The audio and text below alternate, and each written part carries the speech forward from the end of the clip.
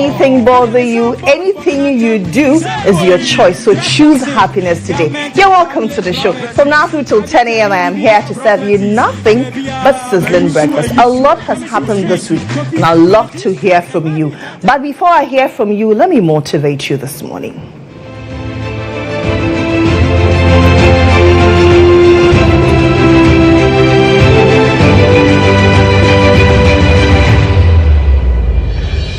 Our quote of the day is by E. Russell, who says, keep watering yourself, you're growing. Sometimes in life you think that you're stuck, you think that nothing is moving, but like a plant, it takes time to germinate. So keep watering yourself. No matter what you think of yourself, you are growing. So please keep watching yourself. Let's bring you our compilation of the words we've brought you this week. Here is a recap of the words we brought you this week. On Monday, we brought you ruminate. On Tuesday, we brought you reticent. On Wednesday, we had egg and growl. And on Thursday, we had beatific.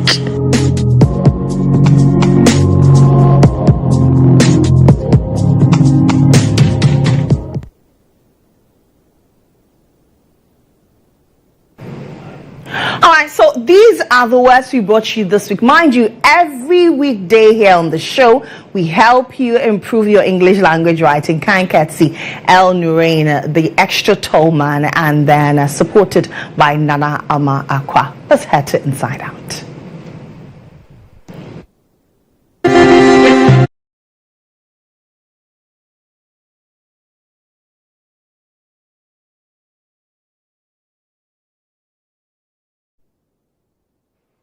On Inside Out this morning, we're asking you what's on your mind. A lot has happened this week.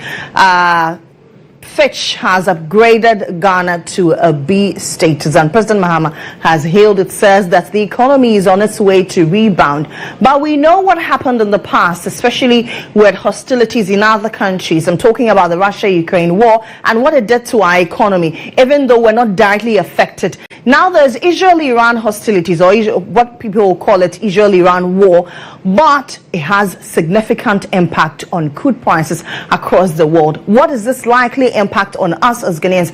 Many have predicted doom. Many also say that, well, we're still on our way to recovery, so we may be able to shelve ourselves or wean ourselves off its direct negative impacts. What are your thoughts on it? The NPP says it is going for early primaries, early presidential primaries. This is to ensure that after the primaries, the party is able to reset, for want of a better expression, reset, galvanize its base and forge ahead for election 2028. Do you think this is a good idea? Do you think, like other experts or analysts are saying, it is a ploy to favor a particular candidate, especially after some members of parliament went to the office of former Vice President Dr. Mahmoud Bawumia, who is also keen on contesting for the presidential primaries, to give him their support, to throw their weight behind him. Some say 50 MPs, some say 60 MPs. And Kennedy Agyapong's camp, on the other hand, has also seen some members of parliament and even former members of parliament, former MMDCs, throwing their weight behind him. Then there is Brian Champong. Then there is the former education minister, Dr. Yaosei Duchum. Dr. Yaosei Duchum and Brian Champong are still in parliament. What does this send to their colleagues in parliament? Is this a vote of no confidence in their colleagues in parliament who are eyeing the slot of being the top man for the NPP as it heads to another major election in 2028, even though we just came out of 2024 election? And then the Electoral Commission says we need police protection, and so it's run to Parliament to ask Parliament to ensure that the police provide them protection. These and more have been discussed this week. I have my first caller. Hi there, caller. Good morning to you. Your name and where you're calling me from? Yeah, good morning. My name is Awal, calling from Dingila. Okay, talk to me, Awal. Thank you very much. I just want to talk on the issues that have to do with Iran and the Israel and the effect on Ghana. Okay. And what are our leaders to avert the impact, and a heavy impact on Ghana? Mm-hmm. I think we are aware that this is we are in the recovery process, and the economy has bounced back and is doing very well.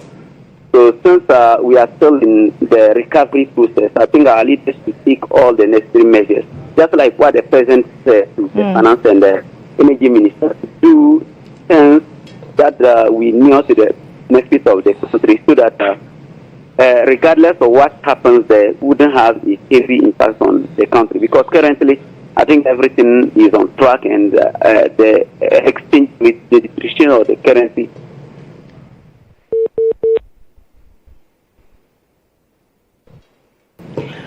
Hi, Owl, are you there? I think I lost Owl there. So he was expressing his opinion on the Israel-Iran war and its likely impact on us. He says that the economy is on its way to recovery, and he wanted to make further points, but unfortunately we lost him. But callers, let's hear from you. The numbers are on your screen. Let me hear what's on your mind. What are your thoughts about MPP going on early presidential primaries? Many were expecting a bottom-up approach, like always, where they start with the polling station elections all the way up through to the presidential primaries. This time around, they're doing a top-down approach. They're doing the presidential primaries, and it's very early. Their constitution, Article 13, says that they can do these elections within 2 years. However, that same article allows for varying. There's a statement in there that allows the National Executive Council to vary the dates for these primaries as well. So I'd love to hear from you. I told you earlier that the Electoral Commission says that Ablekuma North election results is not about ballot integrity, but about security. And I am wondering what happened to the IGP's call for a roadmap. Did they not think about security as of the time? Is it that EC thinks security is more important now? I have another caller. Hi there, caller. Good morning to you. Your name and where you're calling me from? Good morning. How are you, madam? I'm doing very well. Thank you for asking. I hope you're doing well too. I'm also doing good. Great. That's the thing. My name is Salaji Dili Yuru, and the Senior Regional Organizer. And it's been assistant to Honorable Bernard Ayah for first deputy of Parliament, and Janina Muslim just an assistant to her. Okay. And keep out the part of that. And New York Canal. When you look at that, the electoral commissioner, the commission conduct in Parliament, it will be like he doesn't respect his council. Because look at the answer he gives for the Parliament. Everybody understands. We have a position. Because you can use the canned copy to declare the results of somebody. And they ask you questions about that canned copy. And you say that, what's the original copy? And you couldn't answer that question. And you still need security to declare the results. 6 months. Honorable Comfort Doyle, he said something in Parliament. I respect what he said. Because he's saying that we should use 10 hours to do the rerun. So if we go to do the rerun, that will solve our problem. But we shouldn't waste our time. 6 months. 6 months. What kind of hypocritical attitude is that? Okay. Just be fair for the count, and the Trump people did not have their representatives in Parliament, and you are happy going around have different issues with the people. What kind of life is that? If the council will not be peaceful council, do you know what they will cost? Yesterday, did you say what Honorable Haruna Idris gave him advice? Because 2020 election, we all saw what is happening in 2020 election. They did not win the 2020 election. They told the verdict for MPP. When you told the verdict for MPP... Al-Haji, unfortunately, we don't have evidence to substantiate that claim. So you cannot make claims that you cannot substantiate. Unfortunately, I will not allow you to continue on that tangent, that the election 2020 was stolen for the NPP. I beg you, I will not allow you. If you can talk about other things, but not say that the election was stolen for the NPP. Okay, I have another caller there. Hi there, caller. Good morning to you. Your name and where you're calling me from? Good morning. This is Salim calling from Accra. Okay, talk to me, sir.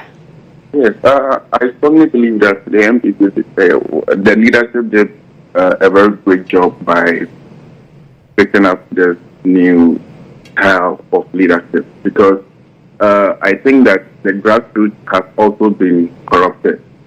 Those advocating for the grassroots that it should be built from the ground up, they've also have their connections and all that. So if the leader is to be appointed, they are going to just sabotage the leader.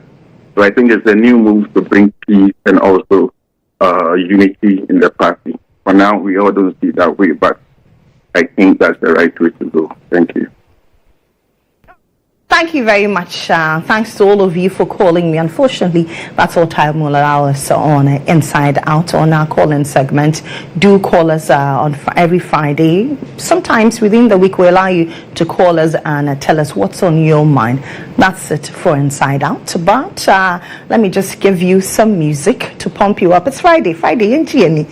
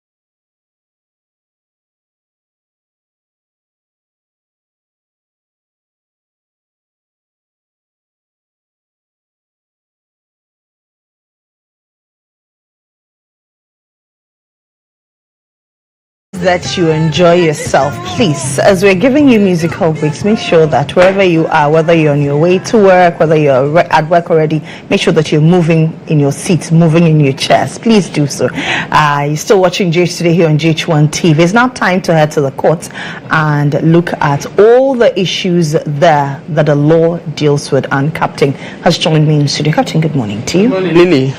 How are you doing? I'm doing awesome. How I like your energy this morning. I know, right? Are you a Friday born? I am.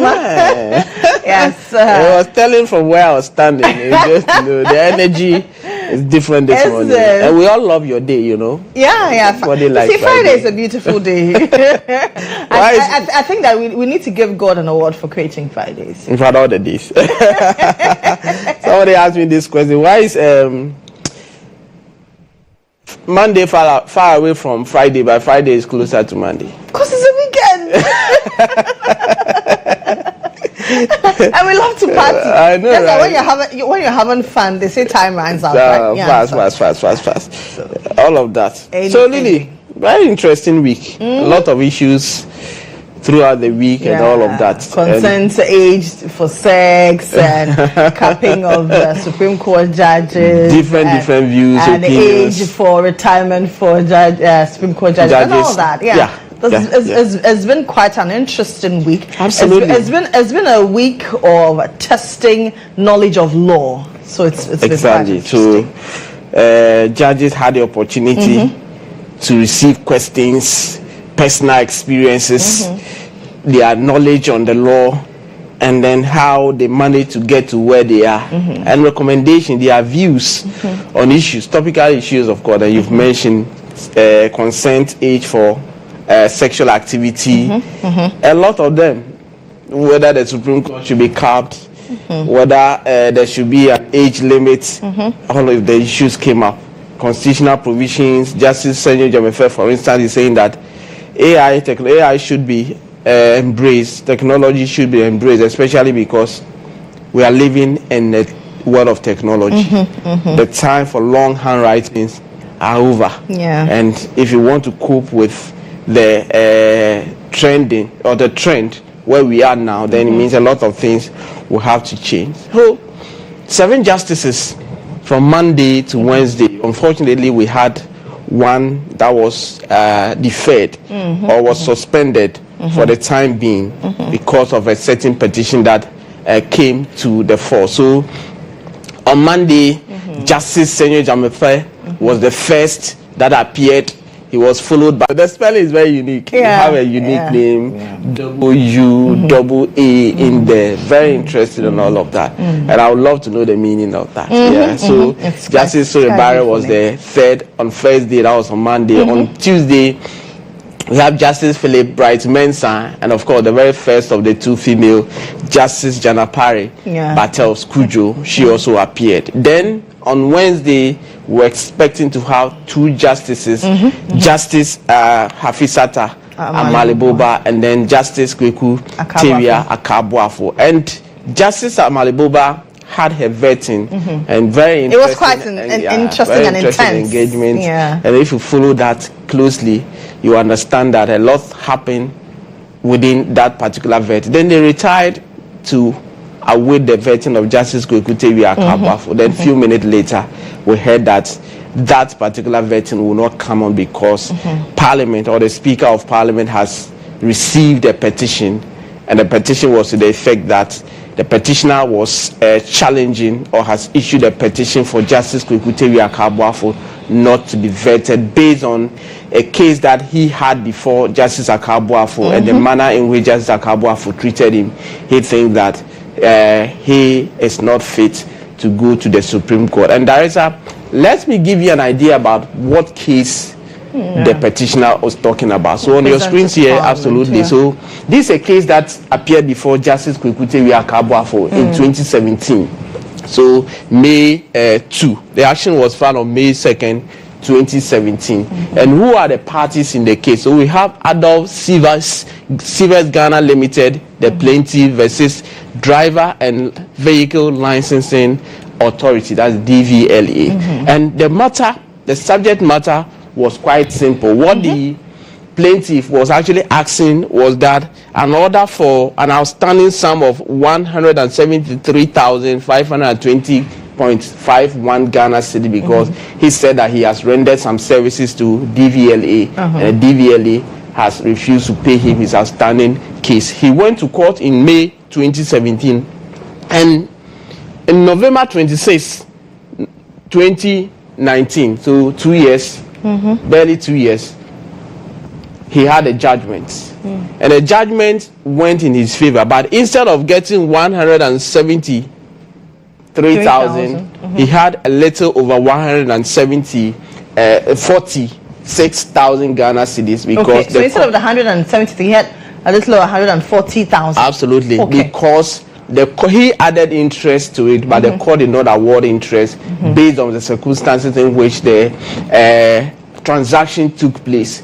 So, in effect, the director of this company is the petitioner in the matter, and pretty sure they will tell you. So let's look at who the petitioner is really and what he said in his petition that went to Parliament. Here you go. So the petitioner is Honorable Anthony Kwabena Raoul.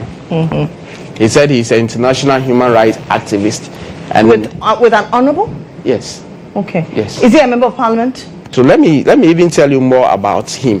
So he makes the point that he's a human rights activist, as you have mentioned that, and of course he also described himself as first, he's a former member of Parliament in Germany, Hamburg, international human rights activist. So he's not a member of Parliament in Ghana? Not in Ghana. Member of World Service Authority, Washington, D.C., and membership number so and so, and he mentioned all of that. So, based on that, he filed this petition. And these are some of the things that he complained about in the judgment of Justice Kwekute about which formed the basis of his petition. One, he said, the above said judge insulted and attacked me during hearing in his courtroom as so-called Messiah.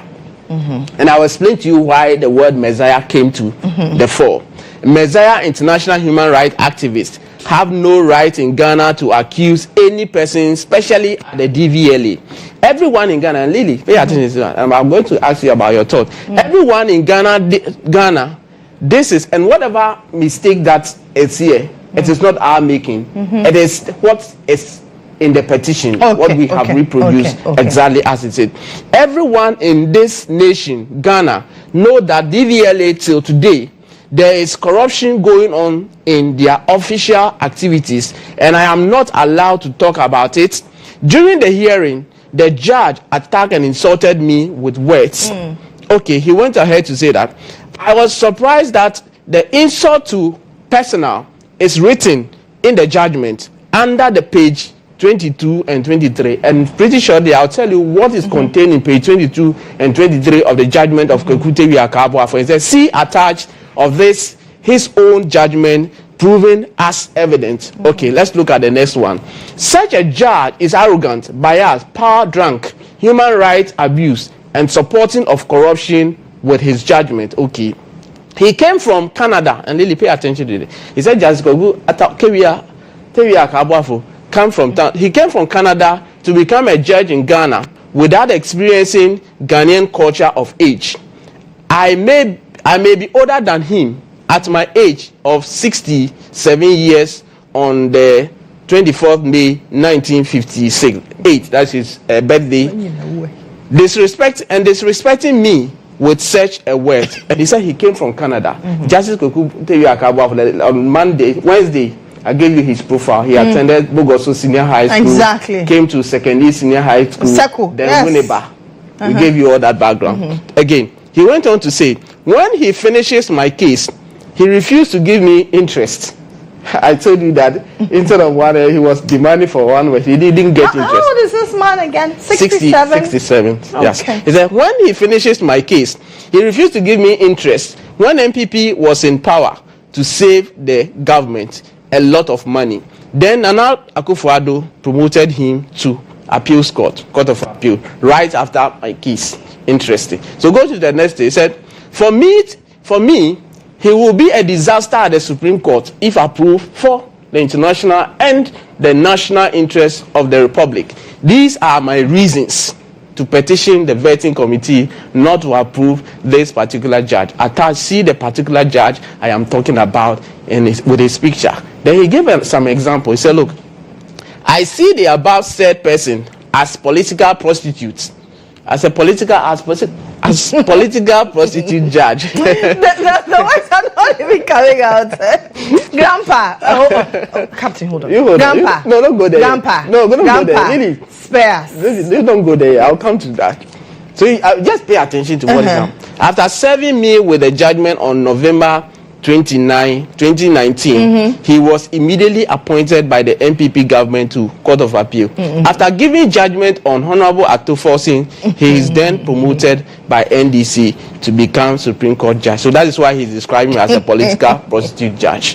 Fair enough. So that is what all that was contained in the petition. Now, let me tell you something about what his own, the ruling or the judgment of Justice Kokotewe Akaba said, which formed the basis of the petition. And this is page 22, where the petitioner himself made the point. And anybody who had the opportunity to read judgment of Justice Kokotewe Akaba will tell you that at all points in time, when he's done with his analysis, he gives you his opinion on what he has seen and all of that. And he said, look, finally, before I bring the curtain down, I wish to comment on the plaintiff's Exhibit F, and I'll give you what the Exhibit F says, which the witness and the author, Mr. Abebreshe Raoul, who is the petitioner, referred to as the letter of protest. I note that in the said letter dated 5th January 2017, the plaintiff's director, that is the petitioner, made some startling allegations against everyone involved in the embossment business and virtually accused everyone of being corrupt except his own company. The judge went on to say that he wrote that, and what I'm coming to say to you is a direct quotation from what the petitioner has attached to his case before the court. He wrote that all the embossers are doing shady work and are dangerous and a threat to the state. That's what the petitioner said. And then it went on further to say that he, for instance, wrote, quote, and that is what the petitioner wrote in one of his exhibits to the court, said, day in and day out, the drivers complain that they don't like the other company's plates, but since they had no option, they had to buy like that. But now I am in the system they are happy to buy from me. And I love that I am from Germany, and I wish, and with German system, my embossment plates have a guarantee of 7 years. And I quote again, my own plates are quality with hot stamp machines, and the prices is the same. Why are you leaders of this good nation sitting in your air-conditioned offices and doing nothing against these criminal offenses against drivers in Ghana? Why? You leaders abusing Ghanaians of their human rights is an offense, unquote. Then the letter further stated that other embossers' machines do not meet the DVL specification and license. Let me tell you more. Yes, he went on further to state, and I quote again, after they cut the plate, they have to put it in water and bring it out for the wind to blow it dry. This is nonsense. They should do the right thing. It is also wrong to pay our money to the Embossment Association account before any company to be repaid from the association. The interest rate of these millions of cedis who always become the benefit. Then he's asking the question. Then I quote again. This is stealing and corruption against other companies and must be stopped immediately.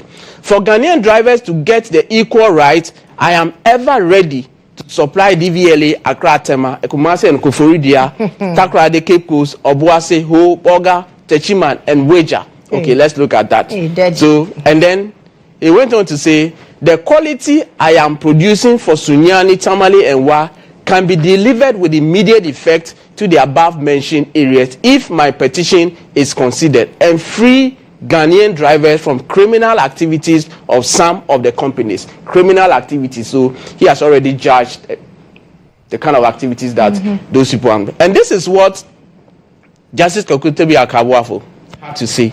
He said, look, I have chosen to restate, and the court is making reference to why he's concluding on what he's saying. He said, I have chosen to restate part of page 3 letter to that.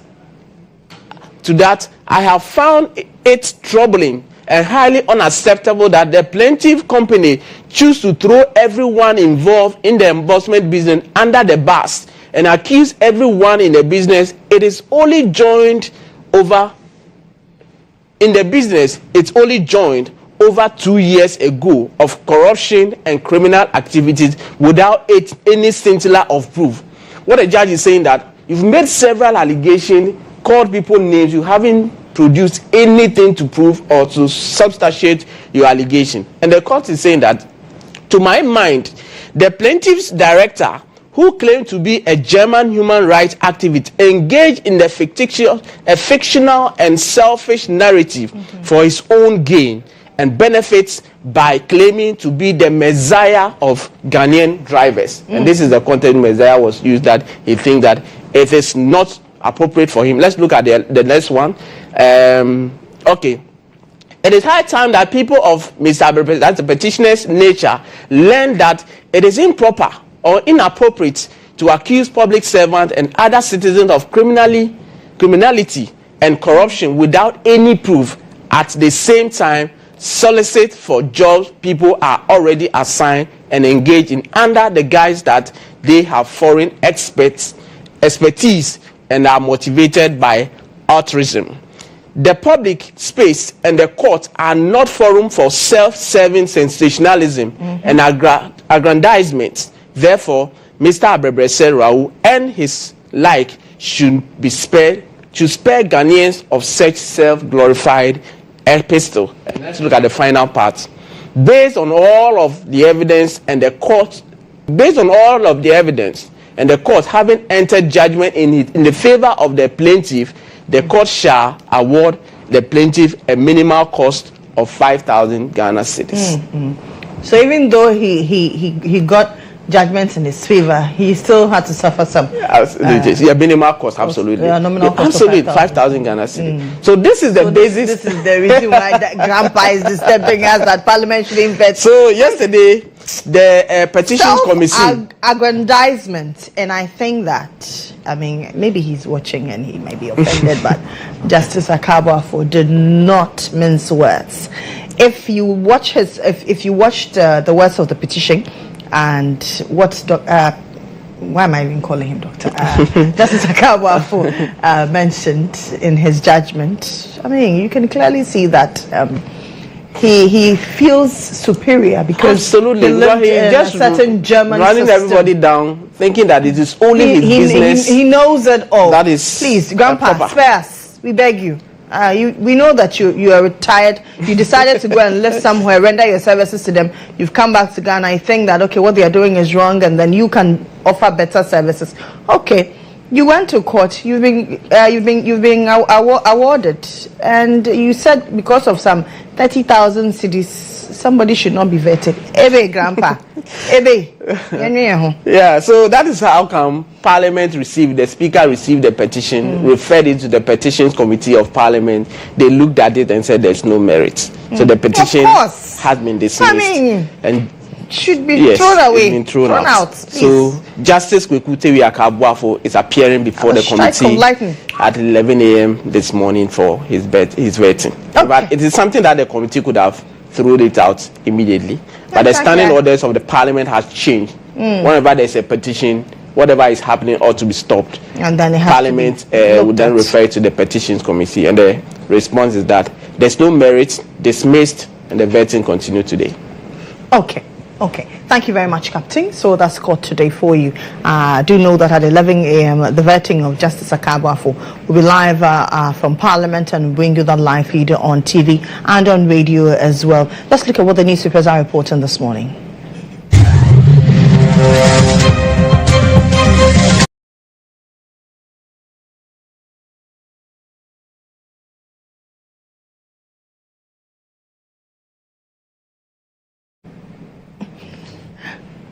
No academic fee policy, 129,000 freshers apply for grants, and fake title certificates saga.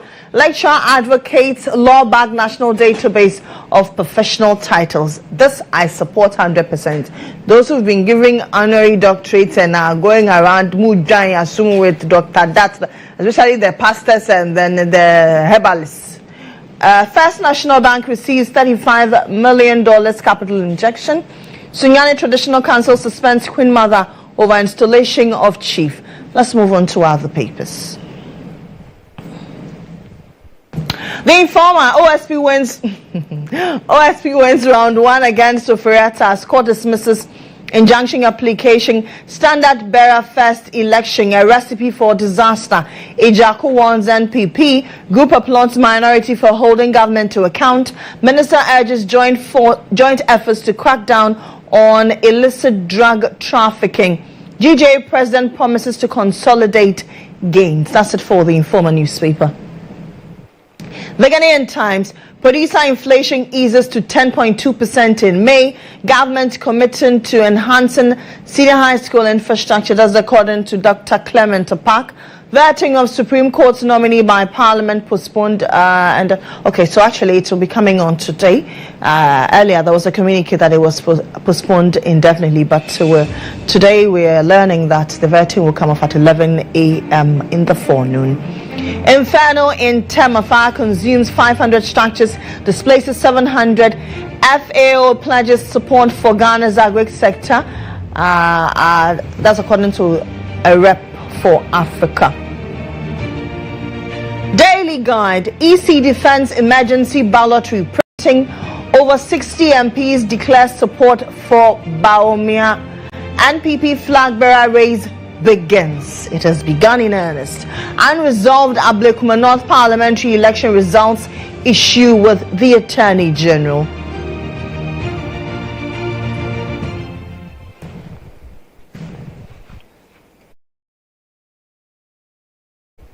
So those are the stories on the various front pages of the newspapers. You can go to your newsstands, grab copies. Alternatively, you can log on online to all the various portals and read on them. You can also log on to starfm.com.gh. We have a host of stories there for you to read as well. Or you can log on to aquaonline.com. My name is Lily Mohammed. I take a breather here. When I return with the usual suspects.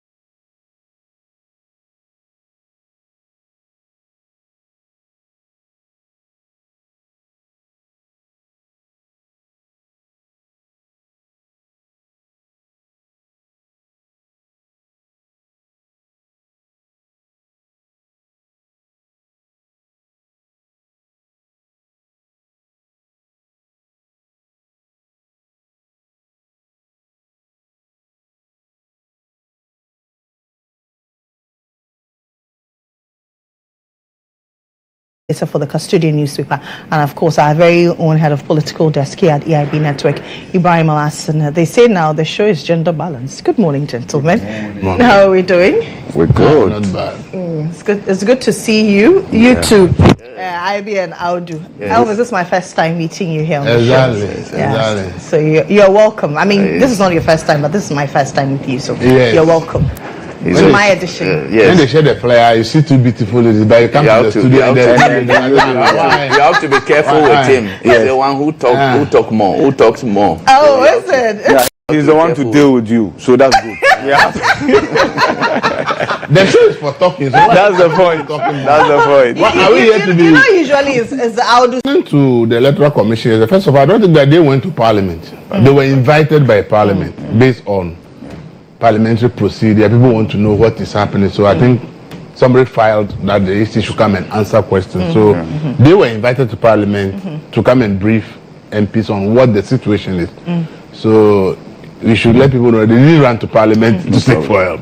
Running to Parliament as for police protection. They didn't run to Parliament. Parliament invited them. Yes. So in the questioning process in Parliament, those things came up, and then they gave their responses as to what they think needs to be done. For me, I think that what happened yesterday was very good, because all of us thought that EC was refusing to do their job, or it is security why it's not being done. But what I got out of yesterday, that the whole issue is with the Ages Department.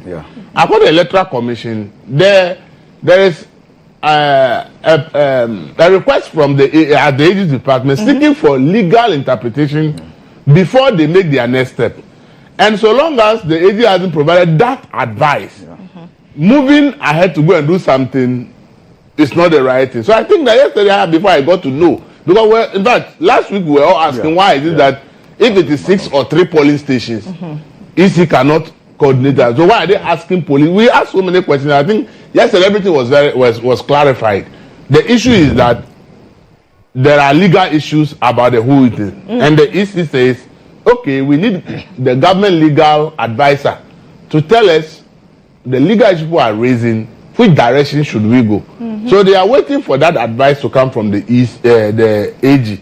And based on whatever the AG will advise, then they know their next step. And I think that whatever the situation is, I think the AG's department should prioritize that advice to the EC. See, when 6 months after elections and a constituent doesn't have representatives, this is not a good thing. And as EC said yesterday, it's left only 3 polling stations they are to count. Why should 3 polling stations, maybe out of 5,000 polling stations or 3,000, only 3 is holding the final declaration of results? I don't think that is the best. And initially we thought that it's an issue of security. No. It means that if the AG department provide advice today and EC feels that they can go ahead, the police are ready, because the police have already made it clear that for them they are ready to provide the security. But the EC, per what they said yesterday, meant that they couldn't go ahead because of the advice they were seeking from the AG department. And I think that today is Friday. Maybe by next week, whatever advice that the AG wants to give, let the AG give it. Let them go and do the right thing. And let's declare this result. And I think the AG also made it clear yesterday that proposals for rerun is not on the table. They don't think that is there. And 3 police stations. Why should you go and do a rerun for 3 police stations? I agree. It's a waste of resources. It's a waste of resources. So I think that. But they are not calling for rerun of 3 police stations. They are calling for rerun of the whole. No, 30 over 30 police stations. So let's clear it. Whoever is not satisfied, go to court. Let the court decide the final. But when the EC is not able to declare the final result, nobody can go to court to challenge the result, because the result has not been declared. Exactly. So now I think that the EC should be giving the advice. The EC should complete its work, and whoever thinks that I'm not satisfied with the way the EC has done the job, let the person go to court. Let the court clear this issue so that the constituents can have their member of parliament representing them in parliament, so that democracy can grow. I always say, proud to elections, we come out with these election guidelines, and I think the last time I say the issues will be cleared within 30 days. But here is the case: we have an election more than 6 months, an issue is still pending, and I don't think that it augurs well our democracy. We have had past experiences, okay? Even look at the case of Amewu, it's still a subject of litigation in court as we speak. And I think that some of these issues, it affects confidence that people have in the democratic system. And see, if you look at last year's election results, even turnout was lower than 2020. And that should worry all of us, that we've added more people to the register. Okay, but people and then people decide not to go and vote. So if things like this continue to happen, the possibility of it actually leading to further reduction in the confidence in the EC and the whole electoral process is there. And I don't think that is what we want, because see, no matter how bad democracy is, it's still far better than any form of governance system, because whatever it is, democracy actually gives you some level of opportunity to demand accountability. In many other systems that people will be jumping for, the issue of accountability is problematic. It's problematic, as we saw yesterday. If it were a military regime, who is going to call the EC? But because it's a democracy, Parliament felt it necessary that there's a lot of questions around this thing. Let's call Electoral Commission. Let them come and answer. EC answered yesterday, and we now having clarity on why the whole thing is delayed. So this is the beauty of democracy. Assuming there was no parliament, assuming there was no democracy, who is going to ask whoever conducted the elections and demand all these answers? So democracy is a good thing, but, and I always say, it's not the democracy that's the problem, it's how we implement it. It's the implementers that are the problem. It's how we actually do things that is make people feel like there are problems with democracy. No, if you implement democracy accordingly, the way it's supposed to be done, everybody will enjoy the beauty of democracy. It's sometimes when people try to twerk the system for their favor, people want to change things, people want to force things on people. That's why we think that there's a problem with democracy. So I think that what happened yesterday is good, and we should take the lesson that if it was not democracy, who was going to call any electoral body to come and be answering publicly for everybody to hear and know? That's why we have to always back democracy. And when things are not going well, we must say it. And as I said, for 6 months after an election, if results from just a single contest is being held by just 3 polling stations, I don't think that is justifiable. And as I said, whatever advice AG department must give to EC, it should come within next week. And EC should conclude this campaign. And whoever thinks that I am asking for a rerun of the whole election or 30 polling stations or whatever it is, once the final result is declared, if the person knows, let the person go to the court and let the court decide. Absolutely. Audu. In this matter, I don't know. This AG angle, I still don't understand it too, IB. Look, the Constitution, and even CI 127 and the rest, EC is mandated to conduct elections in this country. Now, EC has conducted elections. This election, 2024, all results have been declared, just leaving 3 polling centers, polling stations. And now, EC's beef is that, look, there's been disagreement between 2 parties, the 2 major parties, MPP and DC, and they want consensus to be built between the 2 parties so that there will not be acrimony after the declaration. That is what is delaying the process. And now, a court of competent jurisdiction has directed the IGP and the police service to provide security for EC to declare those 3 polling stations. And the police refused or failed to do that. Now, I don't know how IG comes in to give legal advice to what? Legal advice to the directive, the order by the High Court, which is already pending, still pending. I just don't understand this whole thing. Look, I think that EC has been magnanimous enough. How so? Why? EC has every right to declare results. And if you think that you have any issue with the results, you know where to go. Look, in 2020, Supreme Court has decided clearly by the election petition of 2012-2013 that non-signature of a polling agent does not invalidate election results. If EC decides that, look, what is important is the electoral officer who conducted the polls, who who actually conducted the whole thing. If the electoral officer, the returning officer, decides that these are the true records of what happened on the election day, EC can use that to declare the results. EC doesn't have to wait for political parties to agree or disagree before they declare. Look, I don't understand this EC too. Why will you want to have this kind of compromise when the people have been intransigent, both parties have been intransigent on this matter? You have been given the mandate to conduct elections, and you have the mandate to declare results when it is ready. You have the results. Parties say they disagree with how that the results should not be collated because they don't have. Both of them have misbehaved, and they don't even have their own polling, pink sheets. Both parties do not have their pink sheets, and they are using scans. If the person who presided, who actually supervised the election, that is the returning officer, this says that these are the true records of what happened, the election results. I think that EC should go ahead and declare the results, even without the political parties. Look, the political parties, if they refuse to represent, look, when there is an election, EC political parties are invited to present their reps. If a party decides that I will not present my representative to the collation or election or polling center, it is not the duty of EC to insist that that party must represent. The party is of its own choosing that I will not represent myself. At the either election at the polling center for election or collation center. And therefore, if the two parties are intransigent, EC should go ahead and declare the results, even if it will be at the EC head office.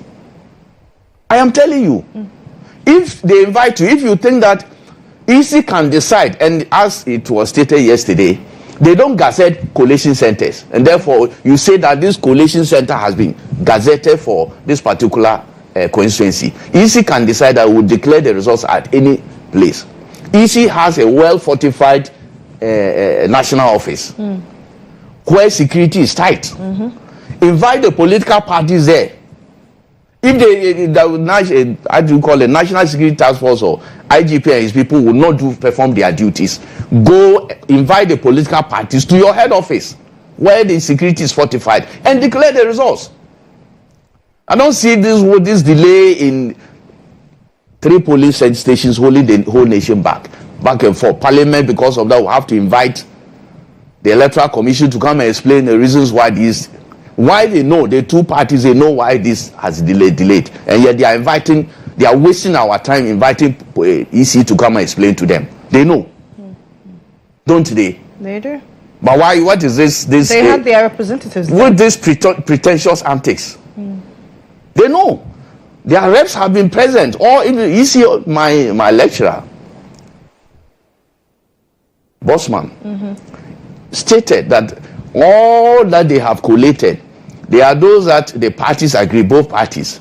There are those that the parties, polling stations, the parties did not agree. And the EC official, presiding officer, confirmed. How do you call it? Certified that these were the true records of what happened at the polling center, and they added them. I think EC should go ahead and do that. They should not be waiting for police. Police will not do it because this one was the order was given how many months now? Now, if the government in power is not interested in this collation, why? Police is part of the executive. Don't we know that? Police is part of the executive. If the executive decides the IGP that is appointed by the president, that you don't have to provide security for collation of these 3 police stations, the country should be held in abeyance in this. What kind of democracy are we practicing? I think I blame EC on this matter. Ignore all these people, the police and all that. Go and declare the results at your head office. Invite the political parties. They should bring their agents to the head office. If they refuse to do that, it is not by force. Declare the results, and any aggrieved party can go to court and challenge the results. Okay. I think this delay there's no way this IG, how many months now? IG is refusing. Is it failing? I don't know. Failing to give his opinion, which opinion I don't even understand. IGP has AG has no opinion in this matter. When it comes to it, I don't see it. Why? The matter, a court of competent jurisdiction has decided that has actually ordered the IGP and the police to provide security. And the AG says what? So who has sent the matter to AG? IB will explain that for me to understand clearly. I don't. Because in my electoral laws, there's nowhere that AG will now have to determine when, give an opinion as to when election results should be declared. I have not seen this, at least in this Fourth Republic, which at least started with me. Yeah. I started voting. I'm old enough to see what our electoral process is. And this EC has been so magnanimous over the years. And I think it's about time they took drastic measures and let whoever wants to take any legal action should go ahead. This continuous delay is not helping. It's creating tension, unnecessary tension. And EC should not allow us to persist. They have every right to declare the results, and they must go ahead. My suggestion is that even on Monday or so, they can invite the political parties to bring their reps at their headquarters for them to declare these results and ignore the police, because they are not going to act. The orders have been given, and they are even. I think if I were, I'm sure somebody should even charge. How do you remember? You remember that any time the issue of Ablekuma North came up at the EC headquarters, you'd recall the destruction to property and how some of the party supporters would go on rampage there. Do you think it will be wise? Head office. Yes. That place. The original. The national one, the one by Anes. Is it this Castle? Jubilee House Annex or I don't know how they describe it. Presidency Annex. It's still Jubilee House. Yes, Presidency Annex. That place is a security zone. So you want them to declare? I think that what is going on, they should go there and declare the results. Because that's a security zone. If you go there, if you come there as a party full soldier, you should deal with you with the force that is deserved. Okay. Look. If I were, I think I should. I don't know whether I should consult a lawyer. See that if I should cite IGP and his men for contempt for disobeying court directives. IGP? Yes. Okay. And the police service, because they've been directed to provide security to EC. Why are they not doing it? Who is giving them that notorious order not to obey the court orders? Okay. I'm done. This thing. Well, so. Ablekuma North, very interesting. Many people are quick to point to SAL, but I think in doing so, you are comparing apples with oranges. Elections were never held in SAL, and so yes, we could blame people for failing to ensure that elections were held in SAL. District was created, but without a constituency. It's terrible, it's bad, yes, and I'm sure that we didn't mean worse in condemning what happened. You meant parliamentary elections. Yeah, parliamentary elections were not held. Elections were held. In the context of this conversation, parliamentary election, yes. So that is there. Then you come to Ablekuma North. That's unconscionable, because indeed they queued, just as many people did across the country, voted to choose two individuals, one to be president, the other one to be their member of parliament. They've gotten a president. Even though, as we speak, their results do not reflect in the percentages that the presidential candidate got. The Ablekuma North constituency results have not been added to even the presidential elections, the tally. Even though we know who the president is and the president has been sworn in. Now, we have a situation where two individuals are holding themselves as members of parliament, and go to the constituency and see. I use the constituency on my way home and coming to work every day. Their banners are there, all thanking their constituents for having voted for them and having elected them. Some have started performing the roles of members of parliament, not the one on the floor of parliament, the one in the constituencies, attending funerals and then catering for the needs of people and what have you. 6 months is long enough for us to have a finality to this. Now, the EC attempted, I think, on 3 separate occasions in completing the collation exercise. And you are right. There was vandalism at the regional headquarters of the EC. It used to be the national headquarters. Now, it's moved to a very beautiful edifice. So, the former headquarters has now become the Greater Accra Regional Office. it became practically impossible. And I covered a number of those attempts, two of them actually, I was there. You realize that the two parties have taken entrenched positions, especially relative to the three polling stations. In fact, there were about 76 polling stations outstanding. They managed to, under one breath, pick collation pink sheets from the NDC. The MPP agent came, they verified, and those results were added and tabulated. At the point they picked pink sheets from the NPP, the NDC agents there equally certified that the results were authentic. They were added. And then they moved to scanned copies from the MPP. According to the EC, the NDC did not certify or authenticate those scan sheets. But nonetheless, there are officers who were there. And because the officers report to the EC, the political parties do not report to the EC. So in collaboration with the officers who were there, those results were equally added. Now we have just three polling stations outstanding. The EC says it has not exhausted the options of getting that result for it to even start thinking about rerunning the elections in the three polling stations. That's what Dr. Bosman Asari told Parliament. And so the suggestions that they should be rerun should not arise at all, because just as the EC did with Don Kwabena, and now they have a member of Parliament, the EC is able to deploy the same process to get a finality on this. That's okay.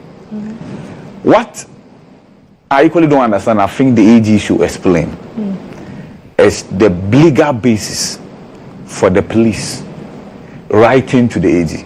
There are circumstances under which the police are allowed to write to the AG. In fact, the police are not just allowed, they are enjoined to write to the AG to seek legal advice. Unless the police's argument is that there's a directive from the court. The court says we should comply with this and provide security. AG, you are a legal advisor. What should we do? Should we implement the directive from the court or not? That would be strange, though. That would be strange, to be honest. Because once a court makes a pronouncement, the expected thing for you to do is, first of all, go ahead and implement the court's decision. Until otherwise determined or directed. The AG could have said, okay, even though this decision came from the courts, as a state, we want to appeal.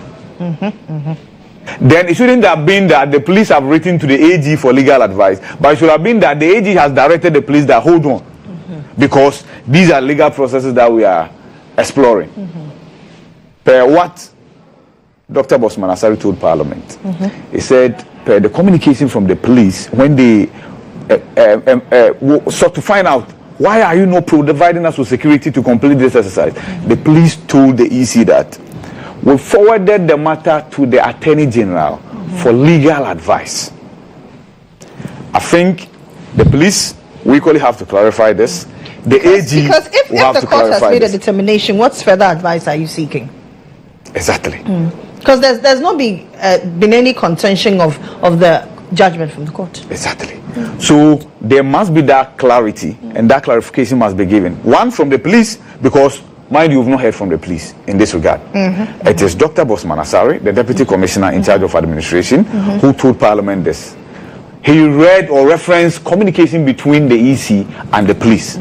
So as it stands now, I have no reason to doubt what Dr. Bosman Asari told Parliament.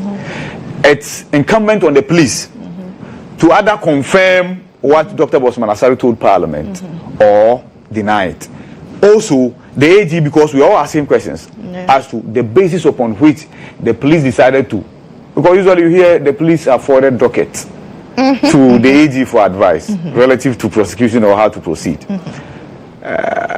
What docket could be put together on Ablekuma North parliamentary elections? You get the point? Yes. But let's also not lose sight of the fact that this is politics. Yeah. And it is politics that is playing out. But in all that politics that's playing out, the people of Ablekuma North deserve to have a seat in parliament. They deserve to have somebody speak for them. And if two people are in contention, the arbiter, the referee, will have to make a determination as to the way forward, to be honest with you. And yes, I heard Bosman Asari say that rerunning the elections will set a bad precedent and what have you. I think the EC is to blame for where we are today. How? It was not swift whatsoever in concluding the parliamentary elections. And that's how come we had pockets of them. See, for parliamentary election, the returning officer is not Madam Jane Mensah. As the electoral officer at the constituency. As at 6 p.m., even we, the media people, we knew all the results for all the polling stations. We knew because we had people there. And that's where it is counted. Everybody is there, and then the results is declared at the polling station. Why did it take the EC more than 2 days? To the extent that people had to go and set the office ablaze or the school ablaze just because they wanted to burn ballot papers and the pink sheet. If the EC was swift in getting the declaration done that very night, because parliamentary elections, that very night we should have a system where you don't sleep over a parliamentary election result. By the time we wake up, you know who your MP is. Unfortunately, there was a delay, and once there was a delay and there was a direction as to who had won the presidency, people were emboldened and they misbehaved. And that's why we are here. I hope this is a learning curve for the EC. Not to delay in declaring results for parliamentary elections. Sometimes they do it out of convenience. But you also think that, I mean, the rush also could be fatal? No, there's no rush in this. Really, polling station results are declared. Political parties have their pink sheets. EC, your officers have returned with a pink sheet. You have a collation center in the constituency. What you do is key in. You key in the polling station results. I've covered almost all the by-elections in our recent times. That's what happens. The political parties are there with their laptops. The EC officials are there, and then you project. By midnight, you should be done. But like I said, some EC officers deliberately delay the process. It happened in 2020. You think that it was deliberate? Some of them. In this instance, we are admonishing the EC to ensure that the unnecessary delays are avoided going forward. Because that's what has gotten us here. Imagine if the EC had declared. The worst that could have happened is somebody going to court. Right? That's it. That is it. But here we are. The process has not truncated for anybody to even be able to go to court. So, we are say. Can you imagine? Interesting. I think that we should be soft in this matter. We should be soft late declaration of parliamentary results in this matter. I have never seen election destruction of polling election materials in any of our elections like 2024. I have never in my life across the country where political parties or party will just physically destroy EC's pink sheets, both parties' pink sheets. My goodness, I have never seen it. So if if the EC itself that is organized the election doesn't have the pink sheets, how are they going to declare the result? No. That happened 2 days later. I'm telling you. You see, if you are talking about campaign central, I get you. But today, the matter in contention is Ablekuma North. Ablekuma North, 2 days later, and they set the election ablaze. Do you know that in Tema Central? I get that. In Tema Central, a similar thing happened. And even the returning officer of a different constituency went and declared the results. It has to be set aside. I get that. In Ashanti region, Obuasi East or is it West? Somebody, that guy, when I watched the video, they captured him and put him in a room. He was captured and put in a room, and he didn't even know. If you look at the video, he didn't even know what he was doing. He didn't even know the candidates. MPP there, why is MPP so? What kind of it? It's so chaotic. It was so chaotic that sometimes, and in previous elections, we allowed at least the military to support. But because of what happened in 2020, we're scared that presence of military, there will be repetition of what happened. Yeah. But I think that Ghanaians, we don't give reverence to police enough, even though they protect us and do everything. I think we don't. And these were polling centers or polling stations, collation centers, police where they didn't have anything. They were just there like civilians, nothing, no arms, nothing. So people have a field day. They did what they wanted. And this one, how do you blame the EC?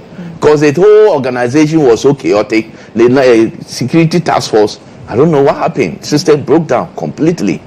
And this is not EC doesn't provide. Even civilians were emboldened to attack military. Yeah. You saw how they were, and they, Charlie, and EC doesn't provide security for elections. It doesn't. It only security has to be provided for EC to conduct elections. And in this case, I think security broke down because I don't know, because we said the military. I have some soft spot for military. My father was a Second World War veteran. Yeah.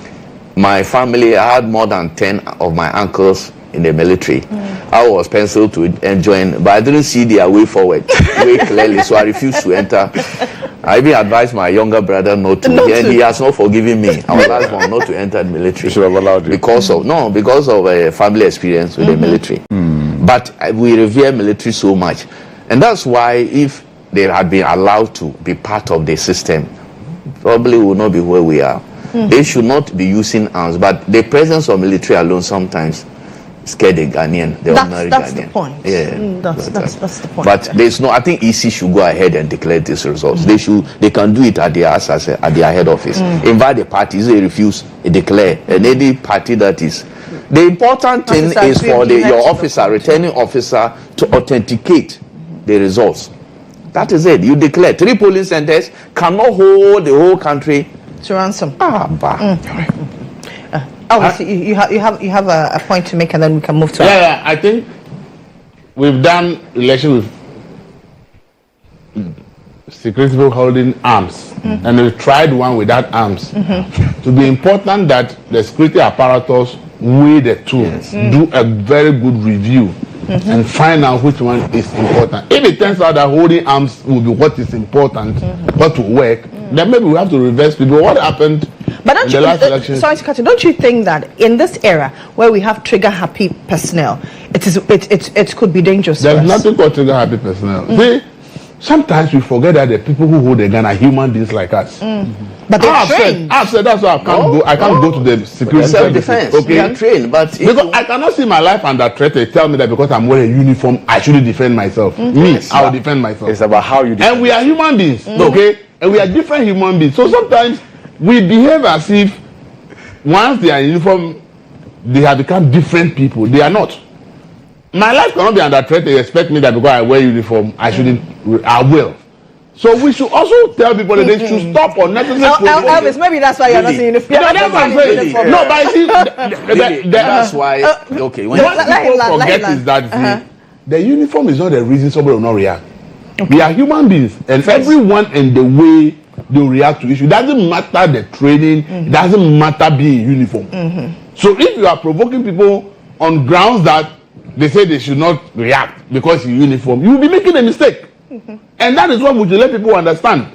Because you as a civilian, you don't even have arms, okay? If you have a pistol with you and somebody threatens your life, I'm not sure that you sit down for the person to just do whatever the person likes and goes. So we should understand that no matter the training, and you see, we sometimes behave as though we are an Ethiopian society. Even in the most advanced countries, okay, we see World Economic Forum conferences where demonstrators try to pull down barricades, and we see police beating people with batons. This is the Western country, not Ghana or Africa. So nobody should be under that impression that because there's an instruction that people should not, a security person should not react. It means that when they provoke them to any level, they will not react. That's a big mistake. Electoral Commission think that they are being too lenient at certain points. This Ablekuma something would never happen under Dr. Farijan. Oh, he will declare. Oh, Dr. Farijan will tell you that I will declare. If you are not happy, go to court. When he was saying those things, we were not understanding him. But I I believe that was the right thing to do. The situation we have now will never happen under Dr. Farijan. He will go ahead and declare the results and tell you that whoever you think you are not happy, he is done with his job. If you think he's not done his job well, the authority to determine whether he did his job well or not is not the EC, it's the court. Go there and make your case. We will not be here. And I think that after Dr. Farijan, Madam Charlotte Osei and Madam GHOne Mensah, somebody will say they want to be more democratic than the people who brought democracy. That is what I've seen. Yeah. They want to please the political parties. They want to please society to a certain point. See, when you go beyond a certain level, you can also create problems for yourself. Okay? When people decide to invade the capital in America, what happened? America called in the army. This is America. They brought democracy. We all copied it from them. But when they realize where the situation is getting to and they realize that no, it is dangerous, in California, they call in the army. So we should stop pretending as if, as for us, we know democracy than others. Every situation should be addressed differently. And that is why when lives are in danger somewhere, guns must blaze sometimes for people to know that you cannot take the country for granted. We are talking here why? Because some people's misbehavior has denied some people representation for 6 months. That's why we are spending this time talking about it. So we should also understand that when we allow people to go beyond certain barriers, the impact comes to affect all of us, not only a few people. Just one constituency, we have spent like 20 minutes or 25 minutes discussing it. When we have other issues to discuss. Why? Because the few people who have gone there to misbehave, and because the security will really allow them to deal with them the way they should deal with them, we are here talking about it. So I believe that the electoral commission to assess, as Awudu has said, at a certain point when you give the parties to a certain, say, hey, this is your limit. You can't go beyond this limit. If you don't comply, we are doing our work, and if you are not happy with that, go to court and let the court decide. And I think that message from Dr. Farijan should always ring in the mind of every EC chair that at a certain point, when parties are not complying, you are not under any obligation to have their representation. You give them the chance, they decided not to take advantage of it. Go ahead, do your work. Whoever is not satisfied, whatever evidence they have, why they are not satisfied, let the court interrogate and decide. Absolutely. Look, absolutely. Let's move on. Yes, let me just look, you mentioned Afarijan. In 2004, the similar thing happened. There was recollation in Puru. The parties were misbehaving. Afarijan declared. In 2000, the same 2004, there was a similar thing in Yapen Kusou. He declared. He declared it's 2004, a similar thing in Tolong. He declared. And the parties, they chose, some decided to go to court. The outcome was, they didn't have the result that they wanted. And that's what this EC should do. Look, what happened in Obuasi where civilians attacked a military officer. I don't know what military high command has done to those military officers. And that is why my family, I said I will not go to the military. I will not hold a gun for a civilian in that uniform to try to wrestle me and take a gun from a soldier. What kind of indiscipline is this? I will shoot you. Anyway, let's talk about party politics and people shooting themselves. We've seen that the NPP says it's going for early presidential primaries. Usually we see the bottom up. Now he's doing a top-down approach, and some people have pitched camps already with Dr. Baumia, Kenneth Japan. We're seeing those who are supporting Brian Champon. We've seen Dr. Edichum declare his intent as well. We're learning that in the coming days, if a few more people also wear their hairs to... Anyway, Aldo, since you ended, let me start with you. Oh, is that it? Yes. I thought Elvis has some view on this matter. I wanted him to speak for me to... For me to counter my we had this banter outside. Look. Oh, I'm free. I can speak if you want. Look. This is a political party that has a constitution. NPP, the National Council, is the second highest decision-making body of the party. The Congress or conference is the highest, and the second is the National Council. The National Council has representation from groups across groups within the party. You have the former president, former vice president, representatives from 20 reps from parliament. You have the national officers, how do you call it? You have regional representatives, National Council of Elders. So it's a whole list of people who represent various groups within the party. So when the constitution of MPP, at least Article 13, has given them that mandate to determine a period to elect a flag bearer for an election. And then when MPP is in opposition, the constitution says that they should elect their flag bearer not later than 24 months to the general election. That's the constitution. Yeah. And now the National Council also has the powers to set the date for the election.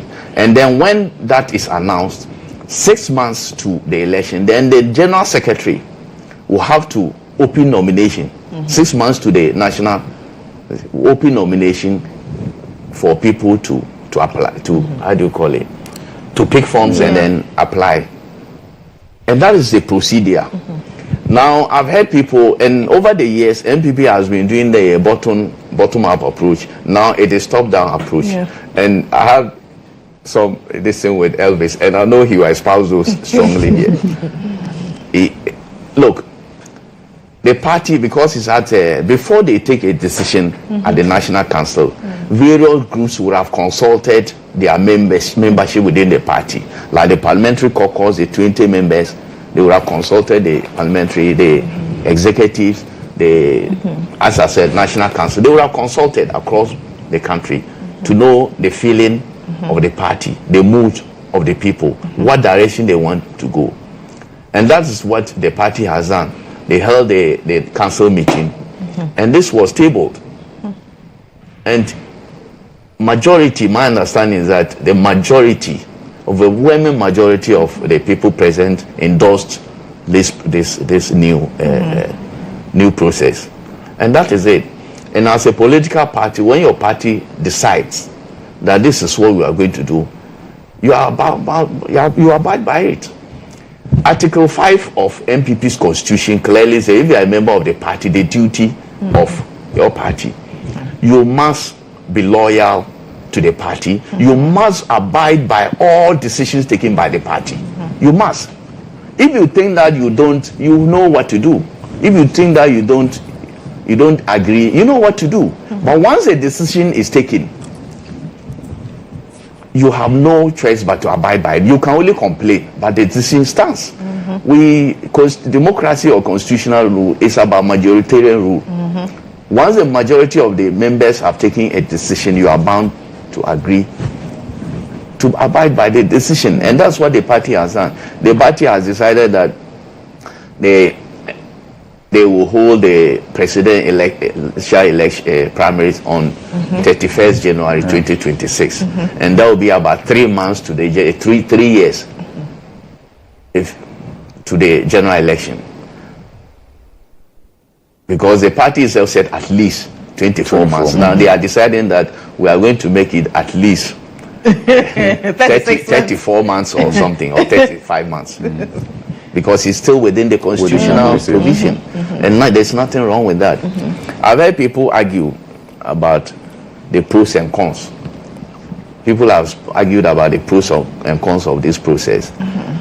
MPP is a tradition. It has a tradition, a strong one. And sometimes when they are taking decisions, they look at all these pros and cons before they settle on a matter. You know, currently people are jostling to be presidential candidates. And there's tension within the party. If you are MPP right now, if you are an MPP member, you know the tension within the party. Even outsiders know. How much more people within? So the party in its own wisdom decides that, look, in order to reduce the tension, let's do this. If you were to hold the general election, the constituency, the regional and the national, look, all these, I know there will be more than 10 presidential aspirants. Oh, there will be more than 10? People I've heard so many names. And sometimes, I don't know why people decide that they must always contest presidential election. They are not listening to people like who come Japan. He will come. He has announced. He has declared his intention, and you have heard Educhum. Brian is there. Yes. All of Jogati. All the Patrick Boma. Yes. You didn't know that? Okay. Yes. I have heard that. That's what I'm saying. But you know, he's not officially come out to say that I am contesting. Francis Just Ade anymore, and some of them are now listening to the wise counsel of GHOne. Check your home. You have to check yours. Some people feel that it's time for them. Yes, let them try. And sometimes, Polly, when you start too early, you truncate your future. I'm telling you. So for somebody you'll be a serial contestant, and your votes will be diminishing. This past primary, the one in the lead up to the 2024, somebody roamed the whole country and got 0. Not even one person voted for him. So they should take a cue and know that. Is that an advice to young people like Brian Echampong? You see, Brian has somebody like Brian. Brian is over 50. Brian has been an MP for how many years? Just like Patrick Boama you have mentioned. And when you are an MP, you have a particular constituency. You collaborate, you work with MPs. You know the pulse of the people, and therefore you are able to determine whether you should make a start, even if you will not win. But there are some people who are not in the position of Brian at all. Brian has been and he is well resourced, and he has been an MP, he has been a minister, he has been cabinet minister and all that. So I cannot say Brian is starting too early. Look, he has been in this game for quite some time, and sometimes you need to be in a context to place yourself in a position that at a vantage point. At a vantage point, that is the word. You know, until Ken came, Alan, who left MPP, was always in the second position, and then Ken came and knocked him out. You never know that Brian will also do something to also look at where to knock some people out and be in the pole position, because he has, as I said, unlike others who have not. I think he has a young feel and touch to his campaign, and he appeals to certain exactly. Audience. So I think that he should try, just like all others are trying. But what are your thoughts? I mean, for all of you, I mean, I'm asking this so that when it gets to you on MPs pitching comes with various candidates, especially when some of their colleagues in Parliament have also declared intent. Yes, you see, MPs are not. You know, the Constitution actually, MPP Constitution talks about national officers or officers of the party not declaring their support for. As MPs, they are not office holders, even though they were elected on the ticket of.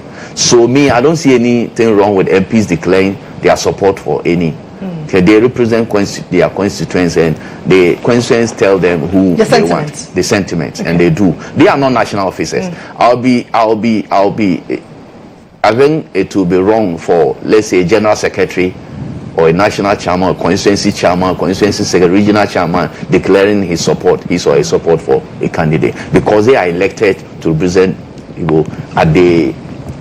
to hold office, name of the party, and they cannot declare publicly for one party, candidate or another. But I think the MPs, nothing stops them from endorsing, and you see. And it is not unanimous. Some people, exactly. So I don't see anything wrong with that. But also, I was talking about the reason behind this decision that I understand the party has taken is to reduce tension. If they were to do the bottom-up approach, the tension within even the presidential candidate. Now, each presidential candidate will want a particular chairman to be elected at even the constituency level. If you have 10 presidential candidates, and each of them has a chairman that he or she wants to be elected at the constituency level, you are going to have a contest of 10 chairmen, even at the constituency level, among the presidential, and this will bring so much tension within the constituency. Then you move to the region. Each candidate will have a favorite, because they will say that if I have my people elected, then I have a better chance of they're supporting me to get the presidential bid. And therefore, this tension will continue from the constituency level up to the national level. You come, somebody will be supporting one candidate for general secretary and all that. And that creates a whole lot of tension. And that is why I think that at this material moment, what is happening within the party, it is better to elect the presidential aspirants so that when you come to that level, there will not be competition among the presidential aspirants to determine. Won't they also try to catch the eye of the candidate? Which one? Those who want to. That one, it is not.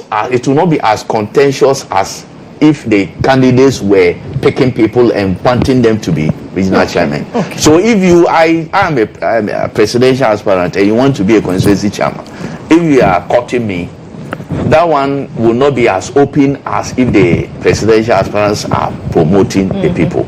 I think that's the reasoning behind what they have done. And at that National Council, they have also made certain proposals to include some people into the electoral college. And they are also going to scrap this electoral college system, the special delegates conference thing. The party intends to scrap it so that even if there are about 20 presidential aspirants, they will go at one election. And if nobody gets a 50% plus one, then they rerun between the two leading aspirants. And that is better. Okay. And that is it. I think it is fair. It will reduce. People are complaining. But as I said, if a party take a decision, you have to abide by it because that's a decision. Oh yeah, I think, as you said, we hold different opinions on this issue. And for me, what is your opinion? Yes, then? My opinion is simple. Yes, is that see, what the party is doing is what the Constitution mandates them to do. So it's not that anybody can accuse them of doing anything wrong. No. The rightful bodies that have been mandated to take those decisions, they think that after experimenting with the top-down, bottom approach, they think that per their assessment, it has challenges. And they are proposing the new formula with the view that it is the solution to the other one, which is their right to do. Looking at it as a journalist, as ordinary person, this is my view. Political parties, their constitutions fail to do one thing. In our national constitution, we've graduated decision making at various levels. But when it comes to what I call a milestone decision taking, we put it under a referendum that even Parliament, which is our representatives, cannot take that decision on behalf of the people. Because democracy, when you get to a certain pinnacle, you will need majority buy-in of the people to run such a decision. That is why the Ghana Constitution decided that there are issues Parliament can use 2/3 to do. But there are issues that no arm of government or executive or any group should be allowed to do. Because if you want the people to buy in, give them the chance to decide what they want. That's why we have referendum on certain issues in the constitution. I realized that political parties, their constitutions did not make room for referendum when they are taking milestone decisions. I think the decision that the MPP secretaries have taken is their right to take it. But in my view, it's a milestone decision that they are taking. And for that reason, I think it should go for a referendum for a majority buy-in, because democracy is a grassroots decision. So if the election of the flag bearer is the most important and the most attractive thing in the party, and they should have made room for referendum when it comes to certain milestone decisions like the one they are taking now. And there is nothing that stops the party from saying that maybe at the time we were writing our constitution, we didn't envisage this. Today we are here, and we think that we can change our constitution and make this a referendum issue, to know how the larger populace of MPP sympathizers and people, what they think about this decision. And therefore that then will guide us that when we do it this way as a party, as MPP, when we do it this way as a party, as MPP, it will help us. That is my view. That's how I see it. Because I believe that democracy is that get majority buy-in. Get people to buy into what you are doing. And if you are taking a milestone decision for the first time, you've never done it before for the first time, you are doing this, a referendum to me is good. Because see, if there's no referendum, you do it, you have all your reasons why you think it will help. But the decision was taken by a body. If it backfires tomorrow, that's where you realize that probably majority of your people don't like what you have done. By that time, the harm has already been caused. Probably you have lost another election. Before then, the facts will be dawning on you that the way you went about doing that was wrong because you didn't actually get majority buy-in of the very people who should campaign for you at the grassroots, the very people who should go and queue into it. The possibility that they are not going to campaign for you or they will not show up to vote is high because it's a member of the party, but nothing will oblige the person to say, I should go and vote. If a body takes a decision and such a milestone decision is allowed to be taken by just a body and there's no majority buy-in because there's no referendum, the possibility that you may implement it, but it may backfire is there because it's untested. That is what it is. It's untested. You've never done it before. So you cannot be guaranteed that what you expect to be the outcome will happen. There was no pilot. What they are doing, there's no pilot. This has not been piloted in the party before. So there's no empirical evidence to say what we are going to do. Oh, we did this pilot and it shows that the thing is going to work. So you are actually going for... So you think this is like a matrai makwe? Yes, it's an untested idea that you want to implement without any pilot. And for me, I think it's risky. This can be pilot. This is a pilot. It's risky. When you are doing a major decision and you are not piloting it, I think it's risky. That is why I think that there's nothing that stops people from saying that, look, we didn't envisage that there will be a milestone decision like this. And we think that at this point, though our constitution did not envisage it, we as a party, believing that we want to get majority buy-in, we want to make changes to our constitution and say this particular decision, we think it will help, but then we want to know whether our people support it. Because sometimes you can take a very good decision at the top. You do all the analysis, that is good. But the people that you are doing it for may tell you that they don't like it. It's just like government policy. Government will bring technocrats, they will decide on a very good decision. These people we are able to do it, it will help the people. You start implementing, people tell that we don't like it. We said every commercial car should have a seat belt to protect life in times of accident. When former President Mohammed, during his first time, tried to implement it, there was uproar. We have to suspend it. Today, people are dying from accidents. Many of them could have been stating their seat belt in every trotro. But we said we don't like it. The people protested and the government didn't do it. So sometimes, technocratically, things may look good. But whether your people understand it from that point of view is another. And then they talk about rancor within the party being yes, temporarily. I think temporarily you may think that you have solved the rancor. But do you know where the rancor is still going to be able to happen? Right now, those who you are penciled to vote are the ones going to vote. When you finish the flag bearership, they elect the flag bearership. The next flag bearer that will be elected by people who will now be elected downwards after the flag bearer. So assuming I'm a contestant and I lose to somebody, but I know that those who will be elected from the polling station all the way to national will be the ones who will determine the next flag bearer. I will do everything possible, just as I will do if our flag bearer is elected today, to make sure that I get my people elected from the down level all the way to the top, because those who will elect the next flag bearer will be elected after this flag bearer. So if I'm able to influence the election of those people after the flag bearer, the next flag bearership election favors me. Meanwhile, that's the same thing we say is bringing rancor to the party now, that if you start the election from the grassroots before flag bearership, there's rancor.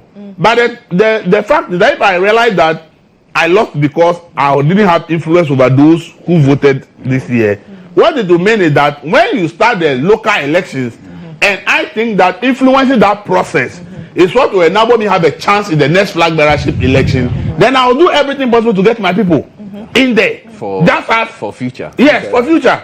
And by so doing, the very rancor you think you are going to avoid is the same thing. But what if in that future the people do not stay loyal to your cause? Who said that? No, who said that those who are elected to stay loyal to your cause? I'm telling you the same argument. I'm looking at the other side of the coin. You're flipping the coin. Yeah. That if you say election from polling stations or to the top brings a lot of rancor because aspiring flag bearers infiltrate the system to get their people elected, and that's why you are changing the process and you go and elect a flag bearer today. And I didn't have the chance to influence those who will be elected to elect that person. My next agenda is that after the flag bearer, the polling station electing all the way to national, I must influence it because those are the people who will elect the next flag bearer in 2032, right? The flag bearer for 2032 will be elected by those people. So I must do everything possible to also get my people there. So the very rancor you think you are avoiding for 2028, you go and face it in the next election in 2032. And you see, the danger here is that if you think you have temporal relief, and then when the election starts, you realize these people, the very things you have produced is now happening, and they ended up electing their people. Some of them get their people into offices from polling stations to constituency to all the rest. Now the possibility of the people say, okay, well, now we have to work for the party for you to win the elections, right? But our candidate was disadvantaged based on that decision. So we are going to make sure that we will be pretending to be working so that the candidate loses. So that in the next election, our candidate will have the chance. It's also there. That's why I'm saying that this thing, it's a milestone decision. You think you want to solve a problem, but it may become a bigger problem. The new system you are bringing may even create a bigger problem. Because this one, if you are done from police station at the top and you elect the flag bearer, after all the rancor, everybody will, we went through the process. I got my people in there, but I lost. But this one, the person thought that somebody's people were there. That's why they forced this. And now that person has won. And then now you are going to do the elections and say, I must infiltrate this level to make sure I get my people there. And they work against your candidate. Let me allow IB speak. Then and then they work against the candidate losing with the view that the next election will be their candidate. It can even face more serious problems than what we have faced. That's what I'm saying, that the NDP should understand that they lost 2024 elections based on serious divisions within the party. The question is, this thing that you are electing flag bearer first, how does it solve the rancor in the party? How does it solve the issue? See, you'll be under the impression that after electing the flag bearer, you go and appeal to people. Please, appeal doesn't solve anybody's faith. Because see, you can come and appeal to me, but if I feel that the process you adopted disadvantaged my candidate, I'll smile with you that, oh, we will work. But when the time comes, I will sabotage you.